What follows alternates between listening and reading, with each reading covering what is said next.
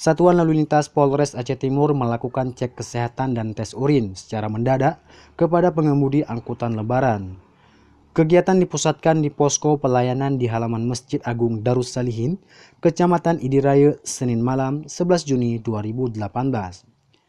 Cek kesehatan dan tes urin disaksikan langsung oleh Kapolres Aceh Timur AKBP Wahyu Kuncoro SIKMH, Wakapolres Kompol Apriyadi Essos MM, Kabak Ops Kompol Raja Gunawan, Kasat Sabhara AKP Ahmad Yani, Kasat Reskrim AKP Erwin Satrio Wilogo SH SIK MSI, Kasat Lantas Ibtu Ritian Handayani SIK, Kasat Narkoba Ibtu Hendra Gunawan Tanjung, dan Kapolsek Pedawa Ibtu Agusman Said Nasution.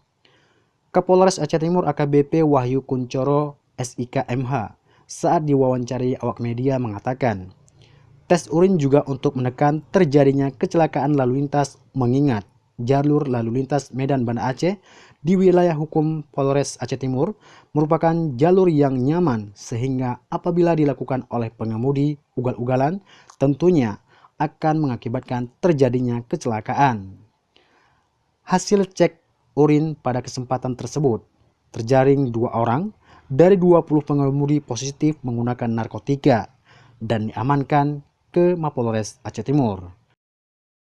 Adapun kegiatan yang kita laksanakan terkait dengan pemeriksaan urin terhadap para pengemudi kendaraan umum, salah satunya untuk memberikan kenyamanan kepada penumpang agar dalam pelaksanaan dapat berjalan dengan baik sehingga sampai dengan tujuan. Dan kita harapkan juga ini juga untuk menekan terjadinya kecelakaan lalu lintas, mengingat jalur antara Aceh Timur ini merupakan jalur yang nyaman sehingga apabila dilakukan oleh pengemudi yang ugal-ugalan tentunya akan mengakibatkan terjadinya kecelakaan.